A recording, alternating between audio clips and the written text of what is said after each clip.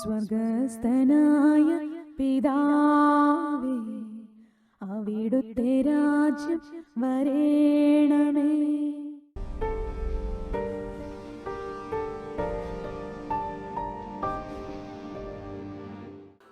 Ordinary time 8th week, 8ാമത്തെ ആഴ്ച ordinary ടൈമിൽ കടന്നു പോകുമ്പോൾ നമ്മൾ അടുത്ത ആഴ്ച വലിയ നോയമ്പിലേക്ക് പ്രവേശിക്കുകയാണ്. എന്ന് പറയുമ്പോൾ ഈ ആഴ്ച തിങ്കളാഴ്ചയും ചെറുമലബാർ സഭയിലും ബുധനാഴ്ച ആഗോള സഭയിലും നെറ്റിയിൽ ചാരം പൂശിക്കൊണ്ട് നമ്മൾ മാനസാന്തര അനുഭവത്തിലേക്ക് കടന്നു വരികയാണ്. എന്ന് പറയുമ്പോൾ നമ്മുടെ ഉള്ളിൽ ക്രിസ്തുവിൻ്റെ ആത്മാവുണ്ട് എന്ന് നാം ഉറപ്പിക്കുന്ന, ഇല്ലെങ്കിൽ ക്രിസ്തുവിൻ്റെ ആത്മീയ സാന്നിധ്യം നമ്മുടെ ഉള്ളിൽ ഇല്ലെങ്കിൽ അത് വീണ്ടും നമ്മുടെ ഉള്ളിൽ യേശുവിൻ്റെ സാന്നിധ്യം, പരിശുദ്ധാത്മ സാന്നിധ്യം ഓരോരുത്തരുടെ ഉള്ളിൽ ഉണ്ടായിരിക്കണമെന്ന് നമ്മൾ അതിനുവേണ്ടി നമ്മളെ തന്നെ വിശുദ്ധീകരിക്കുന്ന, ഒരുക്കുന്ന ഒരു സമയമാണ് ഈ വലിയ നോയമ്പ്. കാരണം കർത്താവിൻ്റെ വരവിന് വേണ്ടി എപ്പോഴാണെന്ന് അറിയില്ല. അതുകൊണ്ടാണ്, ഏത് സമയത്താണ് കർത്താവിൻ്റെ വരവെന്ന് അറിയാത്തത് കൊണ്ട് എപ്പോഴും നിങ്ങൾ ഉണർന്നിരിക്കുവിൻ, ജാഗരൂകതയോടെ ഇരിക്കുവിൻ. അല്ലേ? ഈ പൗലോസ്ലീഹ നമ്മളെ ഓർപ്പിക്കുന്നുണ്ട്. പലപ്പോഴും ചിന്തിച്ചു വരണം. കൊരിന്ത്യർ 2-ാം ലേഖനം 13-ാമത്തെ അധ്യായം 2 കൊരിന്ത്യർ 13:5 വചനമുണ്ടല്ലോ, നിങ്ങൾ നിങ്ങളുടെ വിശ്വാസത്തിൽ നിലനിൽക്കുന്നുണ്ടോ എന്ന് പരിശോധിക്കുവിൻ, നിങ്ങളെ തന്നെ പരീക്ഷിച്ചറിയുവിൻ. യേശുക്രിസ്തു നിങ്ങളിലുണ്ട് എന്ന് നിങ്ങൾക്ക് ബോധ്യമായിട്ടില്ലേ? തിരുസഭയിലായിരിക്കുന്ന നമ്മൾ ഓരോരുത്തരുടെ ഉള്ളിൽ ഇന്ന് ക്രിസ്തീയ യേശുവിൻ്റെ രക്ഷയുടെ അല്ലെങ്കിൽ ക്രിസ്ത്യാനിയുടെ വിജയം, സഭയുടെ വിജയം എന്നൊക്കെ പറയുന്നത് ഓരോ വ്യക്തികളിലുമുള്ള ക്രിസ്തുവിൻ്റെ സാന്നിധ്യമാണ്. മാർപ്പാപ്പായിൽ, കർദിനാൾമാരിലോ വൈദികരിലൊക്കെ നമ്മൾ പ്രതീക്ഷിക്കുന്നുണ്ട്. ഓരോ വിശ്വാസിയുടെ ഉള്ളിൽ ക്രിസ്തീയ അല്ലെ യേശുവിൻ്റെ സാന്നിധ്യം, പരിശുദ്ധാത്മ സാന്നിധ്യം ഉണ്ടായിരിക്കുമ്പോഴാണ് സഭ ശക്തി പ്രാപിക്കുന്നത്, നമ്മൾ ശക്തി പ്രാപിക്കുന്നത്. അപ്പം നമ്മളുടെ ഇന്നത്തെ ദൗത്യം ലോകമെങ്ങും പോയി സകലരോടും ഇത് പറയാൻ, അനേകരെ നമ്മളുടെ ജീവിതത്തിലൂടെ, തോമാസ് ലീഹായിലൂടെ കേരളത്തിൽ ആരംഭിച്ചത്, എത്രയോ വർഷങ്ങളിലൂടെ വളർന്നു വന്നത്, തോമാസ് ലീഹായി കിട്ടിയ ബോധ്യം, ആ കൃപ നിലനിർത്തിക്കൊണ്ട് കേരളത്തിൽ വന്ന യേശുവിൻ്റെ ആത്മീയ സാന്നിധ്യം ഉള്ളിലുണ്ടായിരുന്നതുകൊണ്ടാണ് അനേകരെ ഇവിടെ ഉണ്ടായിരുന്നവര് യേശു ക്രിസ്തുവിൽ വിശ്വസിച്ച് കർത്താവിനെ സ്വീകരിച്ചത്. ഇന്നും അങ്ങനെ തന്നെയാണ്. നമ്മളിലുള്ള ക്രിസ്തുവിൻ്റെ സാന്നിധ്യമാണ്, നമ്മളിലുള്ള ക്രിസ്തുവിൻ്റെ സാന്നിധ്യം അത് പ്രകടമാകുന്നത് നമ്മളുടെ പ്രവൃത്തികളിലൂടെയാണ്. അപ്പോൾ മറ്റുള്ളവർ നമ്മളെ, നമ്മുടെ കുടുംബാംഗങ്ങൾ, നമ്മുടെ ജീവിത പങ്കാളി, നമ്മുടെ മക്കള്, നമ്മളോട് ഏറ്റവും അടുത്തുള്ളവർ, നമ്മളുടെ ഇടവകയിലുള്ളവർ, ചുറ്റുപാടുള്ളവർ നമ്മളെ നോക്കുമ്പോൾ നമ്മളിൽ കാണുന്നത് ക്രിസ്തുവിൻ്റെ മനോഭാവം, ക്രിസ്തുവിൻ്റെ സ്നേഹത്തിൻ്റെ വെളിപ്പെടുത്തൽ നമ്മളിൽ ഉണ്ടാകണം. ഇല്ലെങ്കിൽ ഇന്നത്തെ സുവിശേഷം നമ്മളെ ഈശോ ഓർപ്പിക്കുന്നതാണ്. അതായത് ഭാവുകനാണ് ലൂക്ക 6-ാമത്തെ അധ്യായം 43. അതിന് മുമ്പിൽ കുരുടനെ നയിക്കാൻ സാധിക്കുമോ? ഇരുവരും കുഴിയിൽ വീഴുകയില്ലേ?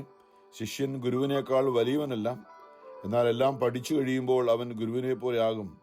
നിന്റെ സഹോദരന്റെ കണ്ണിലെ കരട് നീ കാണുകയും സ്വന്തം കണ്ണിലെ തടിക്കഷണത്തെ ഗവനിക്കാതിരിക്കുകയും ചെയ്യുന്നത് എന്ത്? സ്വന്തം കണ്ണിലെ തടിക്കഷണം കാണാതിരിക്കെ സഹോദര, നിന്റെ കണ്ണിലെ കരട് ഞാൻ എടുത്തു കളയട്ടെ എന്ന് പറയാൻ നിനക്ക് എങ്ങനെ കഴിയും? കപടനാട്യക്കാരൻ, ആദ്യമേ നിന്റെ കണ്ണിലെ തടിക്കഷ്ണം എടുത്തു മാറ്റുക, അപ്പോൾ നിന്റെ സഹോദരന്റെ കണ്ണിലെ കരട് എടുത്തു മാറ്റാൻ കഴിയത്തക്ക വിധം നിനക്ക് നിന്റെ കാഴ്ച തെളിയും. ഇപ്പം നമ്മളുടെ ഉള്ളിലുള്ള കുറവുകൾ, നമുക്ക് എല്ലാവരും കുറവുള്ളവരാണ്. ദാവീദ് പറഞ്ഞു, ദൈവമേ, അമ്മയുടെ ഉദരത്തിൽ ഉരുവായപ്പോഴേ ഞാൻ പാപിയാണ്. നമ്മളുടെ ജീവിതത്തിലെ ഓരോ തരത്തിലുള്ള ബലഹീനതകളും പാപങ്ങളും പാപ സാഹചര്യങ്ങളും മറ്റുള്ളവരിലേക്ക് ക്രിസ്തു നമ്മിലൂടെ കടന്നു ചെല്ലാനുള്ള തടസ്സം എന്താണെന്ന് ആദ്യമേ നമ്മൾ കണ്ടുപിടിക്കാനായിട്ട്, നമ്മുടെ വലിയ കുഴപ്പങ്ങൾ മറ്റുള്ളവരുടെ ചെറിയ കാര്യങ്ങളായിരിക്കും, നമ്മളുടെ വലിയ കാര്യങ്ങൾ, നമ്മുടെ ആത്മാവിനെ ദൈവസ്നേഹത്തെ തടയുന്ന കാര്യങ്ങൾ എന്താണ് നമ്മൾ കണ്ടുപിടിക്കാനുള്ള ഒരവസരം കൂടിയാണ് ഈ വലിയ നോയമ്പ്. ആത്മാർത്ഥമായിട്ട് നമ്മുടെ ഉള്ളം പരിശോധിക്കാൻ, ഉള്ളിലേക്ക്, അതായത് ക്രിസ്തു നമ്മുടെ ഉള്ളിലില്ലെങ്കിൽ ദുഷ്ടാരൂപിയായിരിക്കും നമ്മുടെ ഉള്ളിൽ വസിക്കുക. പരിശുദ്ധാത്മാവ് നമ്മുടെ ഉള്ളിൽ ഇല്ലെങ്കിൽ ദുഷ്ടാത്മാവ് നമ്മുടെ ഉള്ളിൽ വസിക്കും. അത് തീർച്ചയാണ്. ഈശോ തന്നെ പറഞ്ഞിട്ടുണ്ട്. ഒരെണ്ണം പോയി 7 എണ്ണത്തിനെ കൂട്ടിക്കൊണ്ടുവരുന്നൊക്കെ മത്തായി 12 പറഞ്ഞത്. ഈശോ വീണ്ടും ഓർപ്പിച്ചത്, മത്തായി 6:43 നല്ല വൃക്ഷം ചീത്ത ഫലങ്ങളെ പുറപ്പെടുവിക്കുന്നില്ല എന്ന് പറഞ്ഞാൽ പല മരങ്ങളുണ്ടല്ലോ അല്ലേ. നമ്മുടെ പറമ്പിൽ നട്ടു വളർത്തുന്നത് നല്ല വൃക്ഷം, നല്ല പഴം ഉണ്ടാകുന്ന വൃക്ഷങ്ങളാണ്. പഴം മോശമാണെങ്കിൽ നമ്മൾ ആ മരം അവിടെ നിർത്തുകയല്ല, അത് വെട്ടിക്കളയും. ചിലതൊക്കെ നല്ലതാണെന്ന് ഓർത്ത് നമ്മൾ മരമൊക്കെ നട്ടിട്ട് പിന്നെ അത് ഫലം പുറപ്പെടുവിക്കുന്നെങ്കിൽ കുറേ നാൾ നോക്കിയിട്ട് അത് വെട്ടിക്കളയും. നമ്മളുടെ ജീവിതത്തിലും ഇത് തന്നെയാണ്. മറ്റുള്ളവർക്ക് നന്മ പുറപ്പെടുവിക്കുന്ന, മറ്റുള്ളവർക്ക് നമ്മളിലൂടെ ആത്മീയ നന്മകളെ പുറപ്പെടുവിക്കുന്ന വൃക്ഷം പോലെ നമ്മളായിരിക്കണമെന്നാണ് ഈശോ ആഗ്രഹിക്കുക. നല്ല വൃക്ഷം ചീത്ത ഫലങ്ങൾ പുറപ്പെടുവിക്കുന്നില്ല, ചീത്ത വൃക്ഷം നല്ല ഫലങ്ങളും. ഓരോ വൃക്ഷവും ഫലം കൊണ്ട് തിരിച്ചറിയപ്പെടുന്നു. മുൾച്ചെടിയിൽ നിന്ന് അത്തിപ്പഴമോ ഞെരിഞ്ഞിൽ നിന്ന് മുന്തിരിപ്പഴമോ ലഭിക്കുന്നില്ലല്ലോ. നല്ല മനുഷ്യൻ തൻ്റെ ഹൃദയത്തിൽ എവിടെയാണ്? ലൂക്കാ 6:45. നല്ല മനുഷ്യൻ തൻ്റെ ഹൃദയത്തിലെ നല്ല നിക്ഷേപത്തിൽ നിന്ന് നന്മ പുറപ്പെടുവിക്കുന്നു. ചീത്ത മനുഷ്യൻ തിന്മയിൽ നിന്ന് തിന്മ പുറപ്പെടുവിക്കുന്നു. ഹൃദയത്തിൻ്റെ നിറവിൽ നിന്നാണല്ലോ അധരം സംസാരിക്കുന്നത്. സാധാരണ സംസാരത്തിൽ നിന്ന് തന്നെ ആദ്യം പിടികിട്ടും ഒരാളുടെ ഉള്ളിൽ എന്താണെന്നുള്ളത്. അപ്പം നമ്മളെ തന്നെ ഒന്ന് വിശകലനം ചെയ്യാനായിട്ടുള്ള ഒരു വിളിയാണ് ഇന്ന് നമുക്ക് പരിശുദ്ധാത്മ നോമ്പിലേക്ക് നാം പ്രവേശിക്കുകയാണ്. ഈ തിങ്കളാഴ്ച നെറ്റിയിൽ ചാരം പൂശി നല്ല ബുധനാഴ്ച നമ്മൾ 50 നോമ്പിലേക്ക് അല്ലെ വലിയ നോമ്പിലേക്ക് പ്രവേശിക്കുമ്പോൾ ഒറ്റ കാര്യമാണ്, നമ്മുടെ ഉള്ളിൽ പരിശുദ്ധാത്മാവുണ്ട്. അത് വേറൊന്നിനും വേണ്ടിയല്ല, നമുക്ക് സ്വർഗത്തിൽ നിത്യത്തിൽ ഈ മരണം അല്ലേ, നമ്മൾ ഏത് നിമിഷവും മരിക്കാം. എത്രയോ വ്യക്തികളാണ് ദിവസങ്ങളിലൊക്കെ നമ്മൾ കൺമുമ്പിലൂടെ കടന്നു പോകും. നമ്മുടെ ചുറ്റുപാടുമുള്ള തീരെ പ്രായം കുറഞ്ഞവരും അല്ലേ, വളരെ പ്രായം കുറഞ്ഞവരും പ്രായമായ ജീവിതത്തിൽ ദൈവത്തെ മഹത്വപ്പെടുത്തിയവരൊക്കെ കടന്നു പോവുകയാണ്. അപ്പൊ ഈ ലോകത്തിൽ നിന്ന് നമ്മളെല്ലാവരും കടന്ന് നിത്യതയിലേക്ക് പ്രവേശിക്കേണ്ടവരാണ്. ഈജിപ്തിന്റെ അടിമത്തത്തിൽ നിന്നും ഇസ്രായേൽ മക്കളെ മോശയുടെ നേതൃത്വത്തിൽ ദൈവം മോചിപ്പിച്ച്, അതായത് സാത്താന്റെ അടിമത്തിൽ നിന്നും നമ്മളെ മാമോദീസായിലൂടെ മോചിപ്പിച്ച് ഇത്രയും നാള് നമ്മളെ ഈ മരുഭൂമിയിലൂടെ, ഇസ്രായേൽ മക്കള് മരുഭൂമിയിലൂടെ യാത്ര ചെയ്ത പോലെ നമ്മൾ തിരുസഭയിൽ ഈ ഭൂമിയിൽ ഒരു മരുഭൂമിയിലൂടെ യാത്ര ചെയ്യുകയാണ് നമ്മൾ. ആ യാത്ര കഴിഞ്ഞ് ചിലർ ജോർദാൻ നദി കടന്ന് മരണ ജോർദാൻ കടന്ന് കാനാൻ ദേശത്തേക്ക്, വാഗ്ദാന ദേശത്തേക്ക് ചിലരൊക്കെ പ്രവേശിച്ചു. നമ്മളിന്നും ഈ മരുഭൂമിയിലൂടെ യാത്ര ചെയ്യുകയാണ്. അപ്പൊ നമ്മുടെ ഉള്ളിലുള്ള ഈ ആത്മീയ സാന്നിധ്യം നമ്മളെ വഴി നടത്തും. നമ്മുടെ കാനാൻ ദേശത്തേക്ക്, സ്വർഗീയ കാനാൻ ദേശത്തേക്ക്. മരണ യോർദാൻ അല്ലേ, കൊച്ചുകുഞ്ഞു ഉപദേശം പാടിയതല്ല, മരണ യോർദാൻ കടക്കുമ്പോഴും അവിടെയും വിശ്വാസി ഭയപ്പെടേണ്ട, മരണത്തെ ജയിച്ചവൻ കൂടെയുണ്ട്. അപ്പൊ നമ്മളുടെ ജീവിതത്തിൽ ഏറ്റവും പ്രധാനപ്പെട്ട കാര്യം അതാണ്. നമ്മൾ ഒരു ദിവസം മരിക്കും, യാതൊരു സംശയമില്ല. നമ്മൾ ഈ ഭൂമിയിൽ ജീവിക്കുന്ന, നമ്മൾ മരിക്കുന്ന ഏറ്റവും നമുക്ക് ഉറപ്പുള്ള, നമുക്ക് സംഭവിക്കാമെന്ന ഒരേ ഒരു കാര്യം ഉറപ്പുള്ളത്, നമ്മൾ മരിക്കുമെന്നുള്ളതാണ്. അത് തീർച്ചയാണ്, യാതൊരു സംശയമില്ല. അപ്പൊ നമ്മൾ മരിക്കും, ഇന്നല്ലെങ്കിൽ നാളെ. നമുക്ക് ആർക്കും അതേക്കുറിച്ച് ചിന്തിക്കാൻ താല്പര്യമില്ല. പക്ഷേ നമ്മൾ ചിന്തിക്കുക, നമ്മുടെ ഉള്ളിൽ ക്രിസ്തുവിന്റെ സാന്നിധ്യം, മരണ യോർദാൻ കടക്കുമ്പോൾ മരണത്തെ ജയിച്ചവനായ യേശു ക്രിസ്തു തൻ്റെ ആത്മാവിനെ നമുക്ക് തിരുസഭയിലെ മാമോദീസായിലൂടെ നമുക്ക് നൽകിയ ആ യേശുവിൻ്റെ സാന്നിധ്യം നമ്മുടെ ഉള്ളിലുണ്ടായിരിക്കണം. ഒറ്റവാക്കി പറഞ്ഞാൽ നമുക്കറിയാം, ദൈവം സ്നേഹമാണ്. വളരെ എളുപ്പത്തിൽ ചിന്തിക്കാനാണെങ്കിൽ, അപ്പോൾ സ്നേഹമായ ദൈവം, എൻ്റെ ഉള്ളിൽ സ്നേഹമുണ്ടെങ്കിൽ ദൈവം എൻ്റെ ഉള്ളിൽ വസിക്കും. നമുക്ക് ഭൂമിയിൽ ജീവിക്കണമെങ്കിൽ നമുക്ക് ശുദ്ധവായു വേണം അല്ലേ. ശുദ്ധവായു ഇല്ലെങ്കിൽ നമുക്ക് ശ്വാസം മുട്ടും, നമ്മൾ അവിടെ നിന്ന് ഇറങ്ങി ഓടും. ശ്വാസം മുട്ടിയാൽ അവിടെ ഇരിക്കും.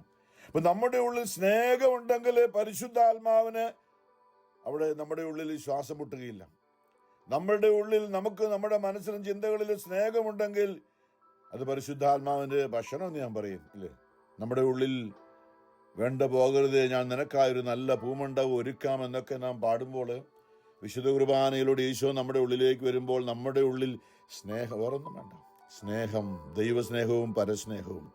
പക്ഷെ സാത്താൻ നമ്മളെ ഇന്ന് മുറിവേൽപ്പിച്ച്, മറ്റുള്ള മനുഷ്യരിലൂടെ സാത്താൻ മറഞ്ഞിരുന്നുകൊണ്ട് മുറിവേൽപ്പിച്ച് നമ്മൾ ചിന്തിക്കുമ്പോൾ, ഏതെങ്കിലുമൊക്കെ വ്യക്തികൾ അവർ നമ്മളെ മുറിവേൽപ്പിച്ചു, അവർ നമ്മളോട് ഇങ്ങനെ ചെയ്തു. ഏതെങ്കിലുമൊക്കെ ഒരു വ്യക്തികളോട് സമൂഹത്തോട് നമുക്ക് ഉള്ളിൽ വെറുപ്പും വിദ്വേഷവും വാശിയും വൈരാഗ്യവും സാത്താൻ അത് ക്രിയേറ്റ് ചെയ്തിരിക്കുകയാണ്. നമ്മളത് അറിയണം. നമ്മുടെ നാശത്തിലേക്ക് നമ്മളെ ചൂണ്ടയിട്ട് പിടിക്കുന്നവരാണ്. നമ്മളെ നാശത്തിലേക്ക് സാത്താൻ്റെ ആയിട്ട് മാറ്റാൻ വേണ്ടിയിട്ട് അവൻ നമ്മുടെ ഉള്ളിൽ കൊണ്ടിടുന്നത് വെറുപ്പും വിദ്വേഷവും വാശിയും വൈരാഗ്യവും ലോകമോഹങ്ങളുമാണ്. നമ്മൾ തിരിച്ചറിയണം. ഇപ്പം ഈ നോമ്പിലൂടെ നമ്മുടെ നെറ്റിയിൽ ചാരം പൂശി ശരീരം ഒന്നിനും ഉപകരിക്കുന്നില്ല, ആത്മാവാണ് ജീവൻ നൽകുന്നതെന്ന് യോഹന്നാൻ 6:63 ഈശോ പറഞ്ഞ ആ വാക്ക് നമ്മൾ ഓർത്തുകൊണ്ട് നമ്മുടെ ശരീരത്തിൻ്റെ മേഖലകളെ വിശുദ്ധീകരിച്ച് ആത്മാവിനെ ശക്തി പ്രാപിക്കാനായിട്ട് നമ്മൾ പരിശുദ്ധാത്മാവ് നമ്മുടെ ആത്മാവിനോട് ചേർന്ന് വസിക്കണം. ഇതാണ് ഏറ്റവും പ്രാഥമികമായ പ്രധാനമായ ദൗത്യം. നമ്മളത് ഉറപ്പാക്കുകയാണ്. ഈ ലോകത്തിലൂടെ കടന്നു പോയപ്പോൾ നമുക്ക് നമ്മുടെ ഉള്ളിൽ നിന്നും ദൈവസാന്നിധ്യം നഷ്ടപ്പെട്ടു പോയെങ്കിൽ ഒന്നുകൂടെ അനുദപിക്കാൻ, ദൈവമേ എൻ്റെ ആത്മാവിലേക്ക് അങ്ങ് വരണമേ, എൻ്റെ ആത്മാവിൽ അങ്ങ് വസിക്കണമേ. അല്ലേ, നമ്മൾ നല്ലൊരു കുമ്പസാരം ഈ നോമ്പിലൂടെ കടന്നു പോകുമ്പോൾ തീർച്ചയായിട്ടും അല്ലേ, നമ്മളവിടെ എന്താ കുമ്പസാരത്തിന് നമ്മൾ സഭ നമ്മളോട് പറയുന്ന മനസ്താപ പ്രകടന പ്രാർത്ഥന ചിന്തിച്ച് കണ്ടാൽ നമുക്ക് മനസ്സിലാകാം. അങ്ങനെയാണ് പറയുന്നത്. മനസ്താപ പ്രകടനം പ്രാർത്ഥന നമുക്കറിയാലോ സഭ പഠിപ്പിച്ചത്. എൻ്റെ ദൈവമേ, ഏറ്റവും നല്ലവനും എല്ലാറ്റിനും ഉപരിയായി സ്നേഹിക്കപ്പെടാൻ യോഗ്യനുമായ അങ്ങേക്ക് എതിരായി പാപം ചെയ്തു പോയതിനാൽ പൂർണ്ണ ഹൃദയത്തോടെ ഞാൻ മനസ്തപിക്കുകയും പാപങ്ങളെ വെറുക്കുകയും ചെയ്യുന്നു. അങ്ങേ ഞാൻ സ്നേഹിക്കുന്നു.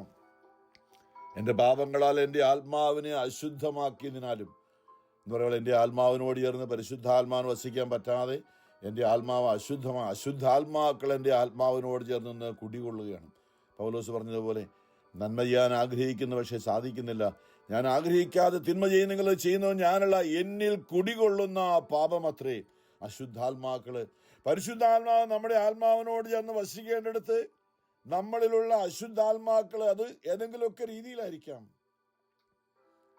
എൻ്റെ ആത്മാവിനെ അശുദ്ധമാക്കിയതിനാലും സ്വർഗത്തെ നഷ്ടപ്പെടുത്തി നരകത്തിന് അർഹയായി തീർന്നതിനാലും ഞാൻ ഖേദിക്കുന്നു, ദുഃഖിക്കുകയാണ്.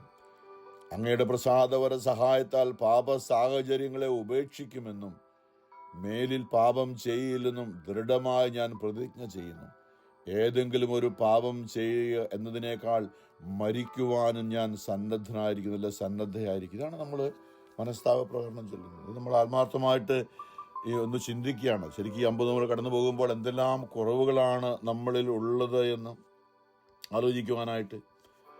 ജെറമിയ പറയുന്നത് നമ്മുടെ ഈ ഉണ്ടല്ലോ എല്ലാം ഈ ലോകത്തിലുള്ള ഏറ്റവും മ്ലേച്ഛമായി, ഈ ലോകത്തിൽ ഏറ്റവും മലിനമായി നമ്മൾ മൂക്കുപൊത്താതെ കടന്നു പോകാൻ മൂക്കുപൊത്ത് നമ്മൾ പറയുന്നത് ഇത്രയും വൃത്തികെട്ട ഒരു നമ്മൾ പറയാറില്ലേ. ശരിക്കും ജെറമിയ 17:9 പറയാണ്, ഹൃദയം മറ്റെന്തിനേക്കാളും കാപട്യമുള്ളതാണ്, ശോചനീയമാം വിധം ദുഷിച്ചതുമാണ്. പരിശുദ്ധാത്മാവ് കാണുന്ന അങ്ങനെയാണ്.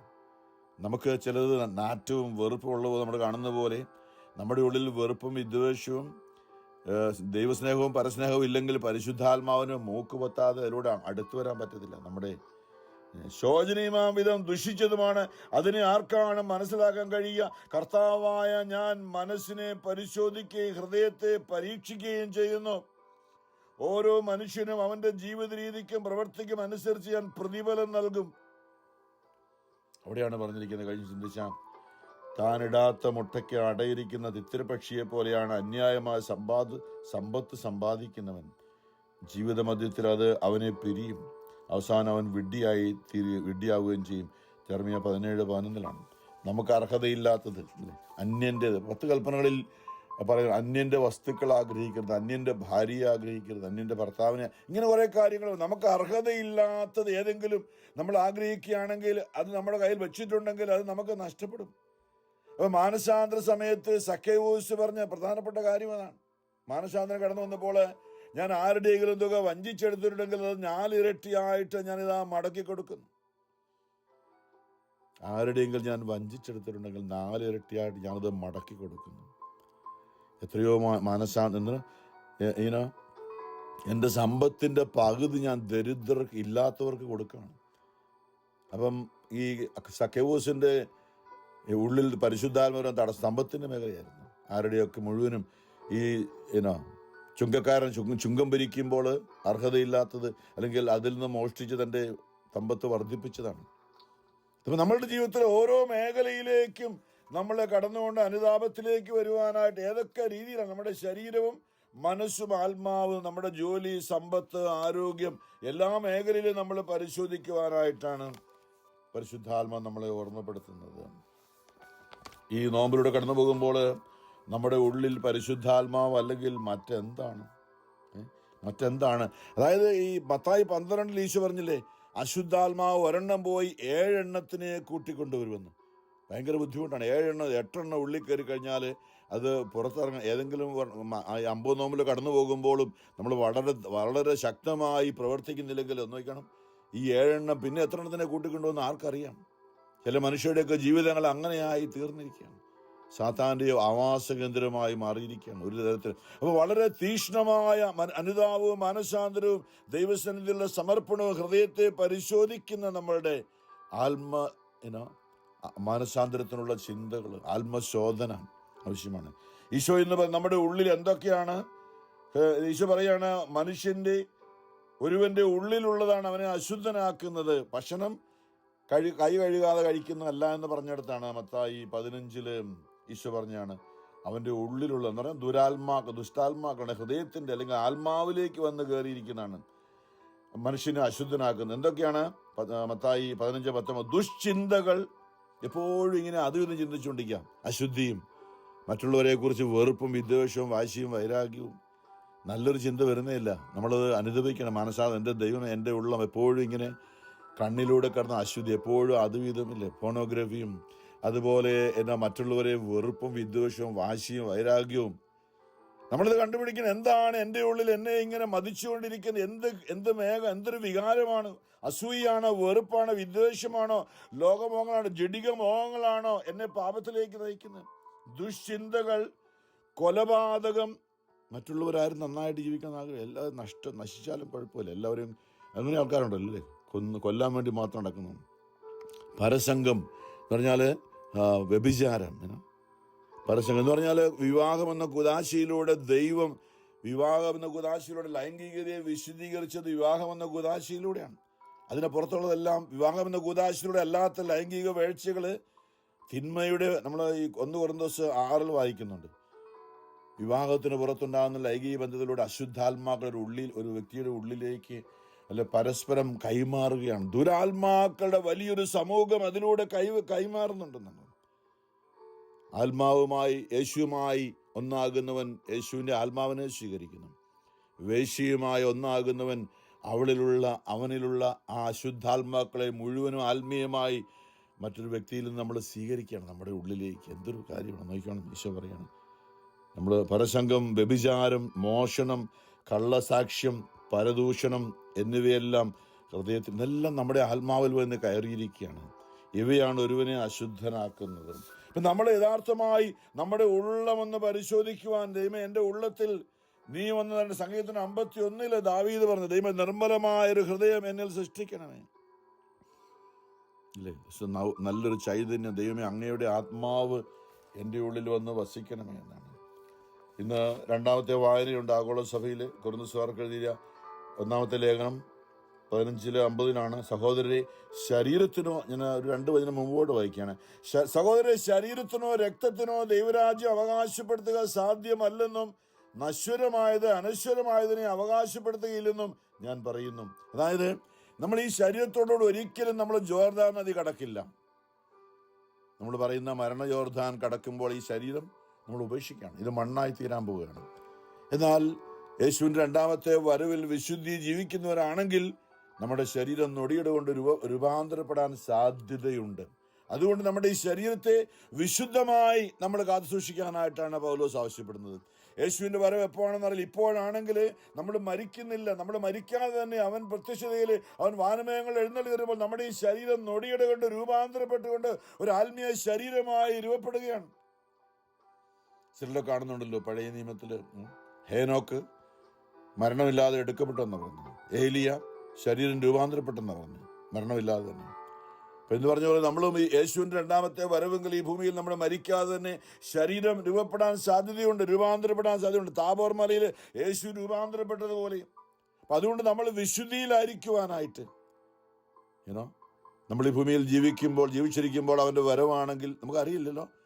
അവൻ വരുമ്പോൾ നമ്മുടെ ഈ ജീവിതം വിശുദ്ധമല്ലെങ്കിൽ നമുക്ക് രൂപാന്തരപ്പെടാൻ സാധിക്കുകയില്ല, അവൻ്റെ കൂടെ പ്രവേശിക്കാൻ സാധിക്കുകയില്ല. കാരണം യോഹന്നാൻ പറഞ്ഞിട്ടുണ്ട്, നമ്മുടെ ഈ ശരീരം അവൻ്റെ ശരീരം പോലെ നമ്മുടെ ഈ ശരീരം ആയാൽ മാത്രമേ നമുക്ക് നിത്യതയിലേക്ക് പ്രവേശിക്കാൻ പറ്റുള്ളൂ. ഇത് വലിയൊരു മേഖലയാണ്.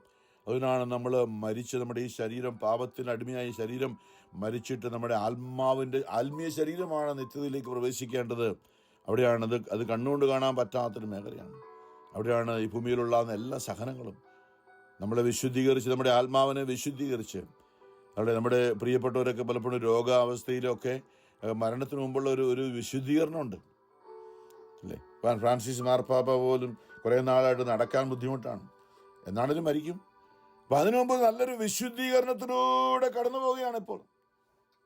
ഈ ശരീരത്തിലുള്ള കുറവുകളെ വിശുദ്ധീകരിച്ചുകൊണ്ട്, കഷ്ടതയുടെ ചൂളയിൽ രോഗങ്ങളും പ്രയാസങ്ങളും ഒക്കെ അനുവദിച്ചുകൊണ്ട്, അതിലൂടെ നമ്മുടെ ശരീരത്തെയും മനസ്സിനെയും ആത്മാവിനെയും വിശുദ്ധീകരിച്ചുകൊണ്ട് നിത്യതയിലേക്ക് പ്രവേശിക്കുവാനുള്ള, പലപ്പോഴും നമ്മളത് മനസ്സിലാക്കാറില്ല.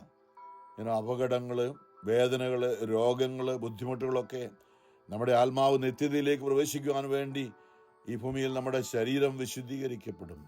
വേദനയുണ്ടാകും, അപകടങ്ങളുണ്ടാകും. ഇതൊക്കെ ദൈവം അനുവദിക്കുന്നത് നമ്മുടെ ആത്മാവിൻ്റെ വിശുദ്ധീകരണം മുമ്പിൽ കണ്ടുകൊണ്ട് മാത്രമാണ്, നമ്മളെ ശിക്ഷിക്കാനല്ല. ദൈവം നമ്മൾ ആരും നശിക്കാൻ ആഗ്രഹിക്കുന്നുണ്ട്. പ്രിയമുള്ളവരെ, ഈശോ പൗലോസ് പറയുകയാണ്, ഇതാ നിങ്ങളോട് ഞാനൊരു രഹസ്യം പറഞ്ഞു. ഞാനിപ്പോൾ പറഞ്ഞ രഹസ്യം തന്നെയാണ്. നിങ്ങളോട് രഹസ്യം പറയുന്നു, നാം എല്ലാവരും നിദ്ര പ്രാപിക്കുകയില്ല. യേശുവിൻ്റെ വരവെങ്കിൽ നാം എല്ലാവരും ഈ ഭൂമിയിൽ ശരീരത്തിൽ മരിച്ചവരായിരിക്കില്ല.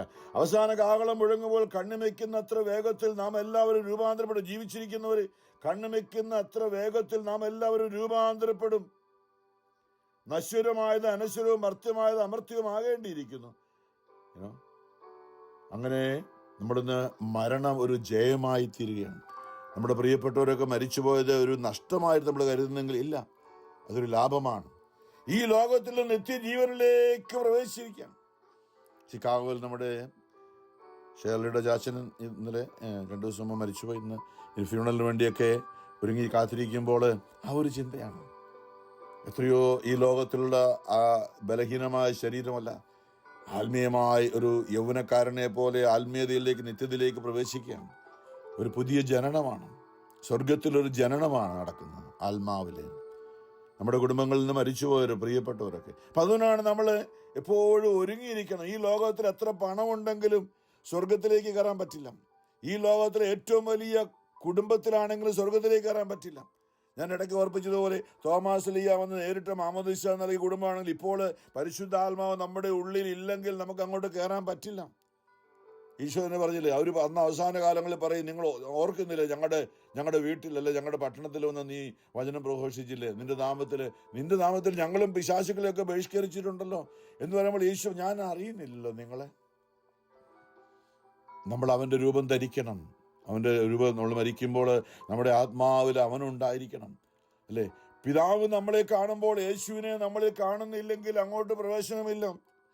ഞാൻ പണ്ട് പറയാറുണ്ട് ഒരു കഥ പോലെ, പണ്ട് ഓർക്കുന്ന, നമ്മുടെ ഈ ഏസാവിൻ്റെ അനുഗ്രഹം യാക്കോബിന് കിട്ടാൻ വേണ്ടി മൂത്തവൻ്റെ അനുഗ്രഹം, മൂത്തവനെ വഴിതെറ്റിപ്പോയി, പായസം കുടിക്കാൻ വേണ്ടി ലോകമോഹങ്ങളുടെ പിന്നാലെ പോയി അവൻ്റെ ജ്യേഷ്ഠ അവകാശം നഷ്ടപ്പെടുത്തി ഏസാവ്. അതുകൊണ്ട് അത് യാക്കോബിന് അത് കൈമാറിയതാണ്, വിറ്റതാണ്. അപ്പൊ യാക്കോബ് ദൈവാനുഗ്രഹത്തിന്റെ വഴിയിലേക്ക് വന്നപ്പോൾ ഈ ഏസാവിന് കണ്ണു കാണാൻ മേലാത്ത അപ്പന് ഏസാവിനെ, മൂത്തവനെ അനുഗ്രഹിക്കാൻ വേണ്ടി തയ്യാറായിട്ടിരിക്കുകയാണ്. അമ്മ എന്താ ചെയ്തത് നമുക്കറിയാം. അപ്പന് ഇഷ്ടമുള്ള കാട്ടിറച്ചി പോലെ നല്ല കറി ഉണ്ടാക്കി കൊടുത്തിട്ട് ഇളയവനായ യാക്കോബിനെ മൂത്തവനായ ഏസാവിൻ്റെ വസ്ത്രം ധരിപ്പിച്ചുകൊണ്ട് ആ മൂത്തവൻ്റെ വിയർപ്പിൻ്റെ മണം, കയ്യിൽ രോമക്കുപ്പായ, മൂത്തവൻ്റെ കയ്യിൽ രോമം ഉള്ളതുകൊണ്ട് കയ്യിൽ രോമക്കുപ്പായ ഇടിപ്പിച്ചിട്ട് അപ്പൻ്റെ അടുത്തേക്ക് കൊണ്ടുപോയില്ലാണ്. ഇത് നടക്കുന്ന സംഭവം. എന്ന് ഞാൻ പറയുമ്പോൾ യേശു ക്രിസ്തു നമ്മളെ, പിതാവ് നോക്കുമ്പോൾ നമ്മളെ യേശുവിനെ പോലെ ആക്കുകയാണ്. പിതാവ് കെട്ടിപ്പിടിച്ച യേശുവിന്റെ മണമുണ്ടോ നമുക്കൊന്ന് നോക്കും. പിതാവ് നമ്മളെ നോക്കിയിട്ട് യേശുവിന്റെ രൂപമാണോ നമുക്കുള്ളത് നോക്കും. ഉണ്ടെങ്കിൽ മാത്രമേ നമുക്ക് നിത്യതയിലേക്ക് അല്ല അനുഗ്രഹം കിട്ടുകയുള്ളൂ. അതുകൊണ്ട് പലപ്പോഴും ഞാൻ ഓർപ്പിച്ചത്, യേശു ഒരു കാര്യം പറഞ്ഞിട്ടുണ്ട്, നിങ്ങളെ ഞാൻ എൻ്റെ ഉള്ളിലാക്കും, നിങ്ങൾ എൻ്റെ ഉള്ളിലും ഞാൻ നിങ്ങളിലും ആയിരിക്കും, എന്തിൽ മാത്രമേ നിത്യതയിലേക്ക് പ്രവേശിക്കാൻ പറ്റുള്ളൂ. നമ്മളെ യേശു അവൻ്റെ ഉള്ളിലാക്കിയിട്ട് യേശുവിനെ പിതാവ് അല്ലെ ഇത്രമാത്രം ഇവനെൻ്റെ പ്രിയ പുത്രനാകുന്നു എന്ന് പറഞ്ഞ യേശു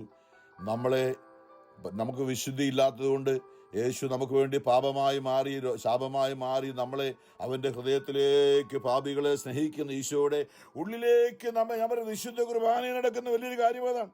യേശു നമ്മളെ തൻ്റെ ഉള്ളിലേക്ക് സ്വീകരിച്ചുകൊണ്ട് നമ്മളെയും കൊണ്ട് യേശു പിതാവിൻ്റെ വലത്തുഭാഗത്തേക്ക് ആരോഹണം ചെയ്തവനാണ്. ഇന്നും അവൻ്റെ ആത്മാവ് നമ്മുടെ ഉള്ളിലുള്ളപ്പോഴാണ് നാം അവൻ്റെ ഉള്ളിലായിരിക്കുന്നത്.